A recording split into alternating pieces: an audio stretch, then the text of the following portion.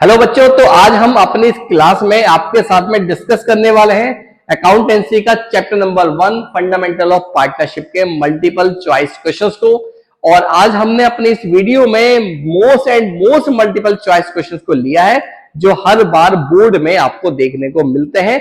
और हो सकता है कि इस बार भी आपको कम से कम इसमें से 2-3 क्वेश्चन आपको बोर्ड में मिल जाए, इसलिए वीडियो को बिना स्किप करे आप पूरी वीडियो को लास्ट तक देखना और एक एक क्वेश्चन का आंसर बहुत ध्यान से सुनना, क्योंकि बोर्ड एग्जामिनेशन में 1 नंबर भी आपको पास या फेल करवा सकता है और 1 नंबर ही आपको फुल मार्क्स भी दिलवा सकता है। क्वेश्चन नंबर 1 में लिखा हुआ है, in the absence of partnership deed interest on capital is allowed.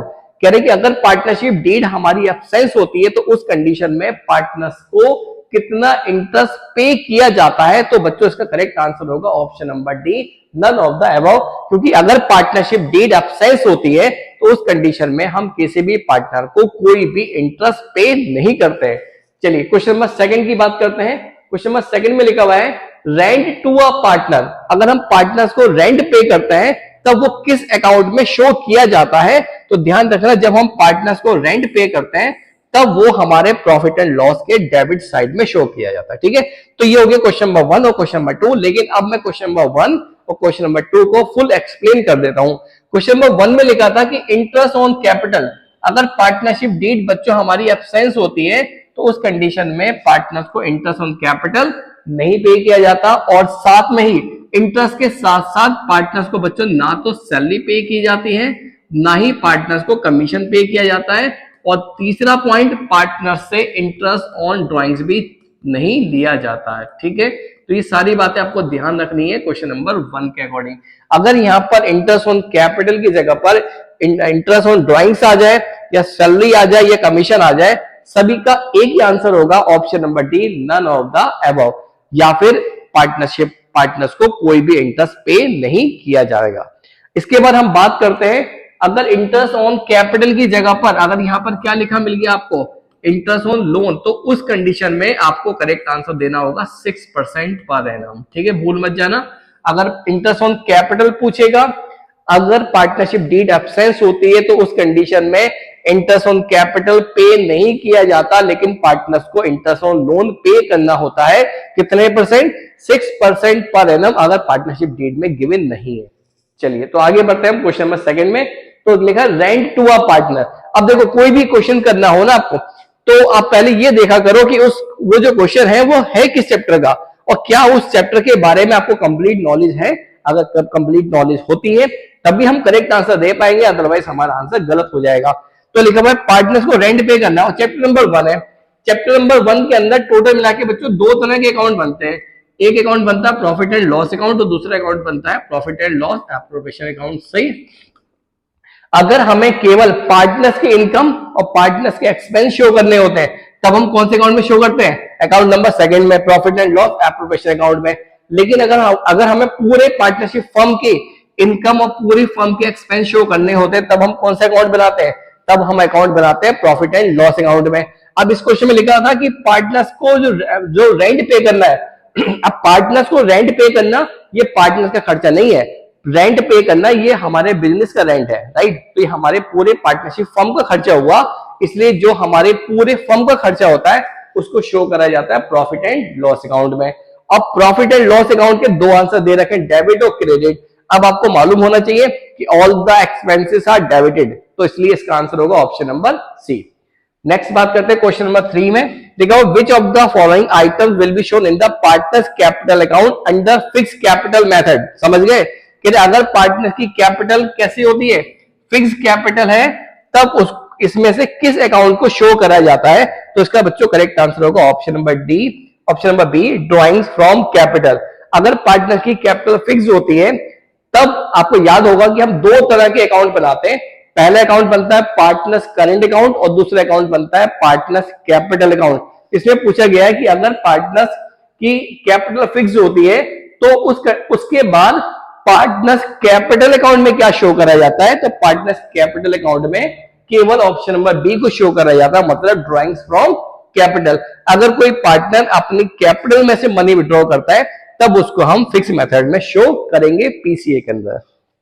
तो आगे बढ़ते हैं हम क्वेश्चन नंबर 4 की तरफ। और क्वेश्चन नंबर 4 में लिखा हुआ है, interest on partners loan will be, कह रहे पार्टनर्स के लोन पर जो इंटरेस्ट होता है उसको किस अकाउंट में शो करा जाता है? तो पार्टनर्स के लोन पर बच्चों जो इंटरेस्ट होता है उसको लोन अकाउंट में ही ट्रांसफर कराया जाता है। तो इसका करेक्ट आंसर होगा ऑप्शन नंबर ए। ठीक है, करेक्ट आंसर क्या होगा?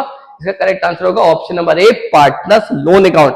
जब हम पार्टनर्स लोन अकाउंट बनाते हैं तो उसी लोन अकाउंट में हम पार्टनर्स के लोन पर जो इंटरेस्ट होता है उसको भी वहीं पर ही शो कर दिया जाता है।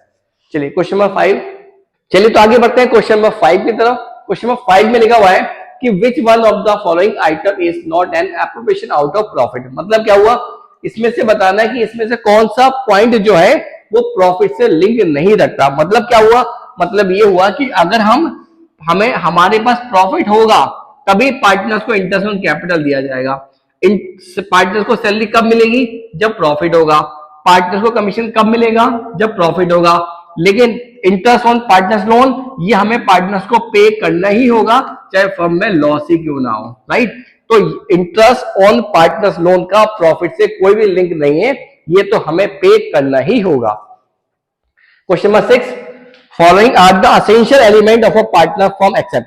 कह रहे इसमें से कौन सा पॉइंट ऐसा है जो पार्टनरशिप को डिफाइन नहीं करता? ये जो पार्टनरशिप को फीचर ये एलिमेंट नहीं है। तो एटलीस्ट 2 पर्सन, बिल्कुल ठीक है, पार्टनरशिप में कम से कम दो पार्टनर्स होने चाहिए, 2 पर्सन होने चाहिए। There is an agreement, partners के बीच में एग्रीमेंट होता है, बिल्कुल ठीक है। Equal share of profit and loss, नहीं भैया ये बिल्कुल गलत है। पार्टनर्स के बीच में उनका शेयर इक्वली हो तो सकता है, लेकिन ऐसा कोई कंपल्सरी नहीं है कि हर जगह इक्वल ही हो। ठीक है, तो करेक्ट आंसर होगा option number C. Question number 7 को देख लेते हैं। Which one of the following is not a right of a partner. कह रहे इसमें से बताना है आपको कि पार्टनर का कौन सा राइट नहीं है। कौन सा राइट नहीं है? तो point number A, right to inspect the books of the firm. क्या पार्टनर फर्म की बुक देख सकता है? बिल्कुल देख सकता है, ये उसका राइट बनता है। पॉइंट नंबर 2 में लिखा हुआ है right to take part in the affairs of the company. बिल्कुल ठीक है, जो कंपनी की डे टू डे एक्टिविटीज होती है उसमें पार्टनर का ये राइट होता है कि उसमें वो पार्टिसिपेट करे। पॉइंट नंबर 3 में लिखा हुआ है right to share the profit and loss. बिल्कुल ठीक है। और लास्ट में लिखा हुआ था right to receive salary at the end of the firm, at the end of the month. नहीं भैया बिल्कुल गलत। पार्टनर्स को सैलरी मिल तो सकती है, लेकिन ये पार्टनर को कोई राइट नहीं है कि सारे पार्टनर्स को सैलरी मिलेगी ही। पार्टनर्स को सैलरी तब मिलेगी अगर कोई पार्टनर एक्स्ट्रा काम करता है और बाकी पार्टनर्स उस बात के लिए एग्री हो जाते हैं कि हम इसको सैलरी पे करेंगे। चलिए तो आगे बढ़ते हैं क्वेश्चन नंबर 8 की तरफ। क्वेश्चन नंबर 8 में लिखा हुआ है the relation of a partner with the firm. Partner का फर्म के साथ में क्या रिलेशन होता है? तो करेक्ट आंसर होगा ऑप्शन नंबर सी, पार्टनर का फर्म के साथ में ऑनर और एजेंट दोनों का ही रिलेशन होता है। ठीक है, कोई भी पार्टनर फर्म में एक मालिक की तरह भी काम करता है, एक ओनर की तरह भी काम करता है, और एक पार्टनर फर्म के अंदर एक वर्कर की तरह भी काम कर सकता है। ठीक है, question number 9, pick the odd one out. इसमें से बताना है कि कौन सा बिल्कुल अलग है या बिल्कुल अलग अकाउंट में शो होता है। तो पॉइंट नंबर ए में लिखा है रेंट टू अ पार्टनर। तो आपको मालूम होना चाहिए पार्टनर्स को जो हम रेंट पे करते हैं वो किस अकाउंट में शो होता है? प्रॉफिट एंड लॉस अकाउंट में। मैनेजर का जो कमीशन होता है वो भी किस अकाउंट में शो कर जाता है? प्रॉफिट एंड लॉस अकाउंट में। इंटरेस्ट ऑन पार्टनर्स लोन, वैसे तो प्रॉफिट लॉस या हम बोल सकते हैं ये लोन अकाउंट में शो होगा, लेकिन इंटरेस्ट ऑन पार्टनर्स कैपिटल ये किस अकाउंट में शो होगा? ये profit and loss appropriation account में शो होगा। तो इसलिए करेक्ट आंसर होगा ऑप्शन नंबर डी। तो इसका करेक्ट आंसर होगा ऑप्शन नंबर डी। नेक्स्ट लिखा हुआ है can a partner be exempted to share the losses of the firm. क्या किसी भी पार्टनर को हम उसके लॉस से एग्जेम्प्ट कर सकते हैं? मतलब क्या हुआ? इसका मतलब ये हुआ कि क्या हम किसी पार्टनर को इस बात के लिए एडमिट कर सकते हैं कि हम तुम्हें केवल प्रॉफिट देंगे, लॉस नहीं देंगे? तो इसका करेक्ट आंसर होगा बिल्कुल यस, हम पार्टनर को लॉस से एग्जेम्प्टेड कर सकते हैं, लेकिन तब इफ पार्टनरशिप डीड प्रोवाइड सो, अगर बाकी पार्टनर्स ने इस बात के लिए एग्रीमेंट दे दिया कि हम इस पार्टनर को बिना लॉसेस के भी एक्सेप्ट कर सकते हैं। चलिए तो आगे बढ़ते हैं क्वेश्चन नंबर 11 की तरफ। क्वेश्चन नंबर 11 में लिखा हुआ है in case of partnership the act of any partner. तो इसका करेक्ट आंसर होगा option number A, binding on all partners. बाकी जितने भी पार्टनर्स होते हैं वो एक दूसरे के साथ में बंधे हुए होते हैं और एक दूसरे को बांध कर रखते हैं। तो करेक्ट आंसर होगा option number A. Question number 12 में लिखा हुआ है कि interest on capital will be paid to the partners. Partners को इंटरेस्ट ऑन कैपिटल कब पे करा जाएगा? कब, या इंटरेस्ट ऑन कैपिटल पार्टनर्स को किसमें से पे किया जाता है? तो इंटरेस्ट ऑन कैपिटल पार्टनर्स को पे किया जाता है आउट ऑफ प्रॉफिट में से। तो ऑप्शन नंबर ए इसका करेक्ट आंसर होगा। क्वेश्चन नंबर 13 बिल्कुल सिंपल क्वेश्चन है।